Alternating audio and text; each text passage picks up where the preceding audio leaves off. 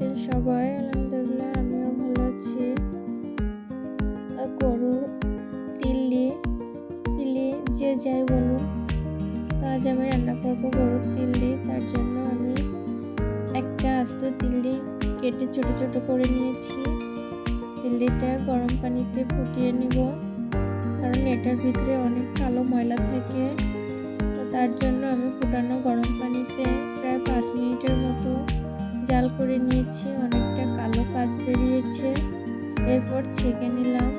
আর এটা রান্না করব সরিষার তেল দিয়ে, কারণ এটাতে একটা গন্ধ থাকে সরিষার তেলে, সেটা চলে যায়। তো প্রথমে দিয়ে দিলাম সরিষার তেল, এরপর কয়েকটা গোটা তেজপাতা দিয়ে দিলাম। দেখুন তেলটা থেকে ফেনা উঠছে। দিয়ে দিলাম পেঁয়াজ বাটা, রসুন বাটা, আদা বাটা,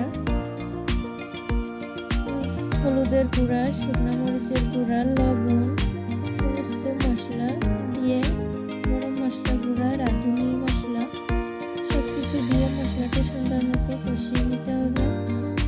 তো দেখুন আমার মশলাগুলো সব দেওয়া শেষ, মশলাটার উপরে তেল ছেড়ে আসছে। এবার তিল্লিগুলো দিয়ে দিলাম। এই খাবারটা কিন্তু আমার অনেক পছন্দের, এক একজনের পছন্দ এক এক রকম, কেন জানি এটা আমার অনেক পছন্দের। তো এটা সুন্দর মতো কষিয়ে নিতে হবে। আমি একটু পানি দিয়ে দিলাম কষিয়ে নেওয়ার জন্য। এটা যত কষানো হয় স্বাদটা তত বেশি হয়, আর কষালে এর একটা গন্ধ থাকে সেটাও চলে যায়।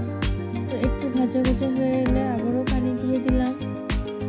তো পানিটা দেখুন কমে আসছে। উপর থেকে গরম মশলা গুঁড়া দিয়ে দিলাম। আমার তিল্লি রান্না শেষ।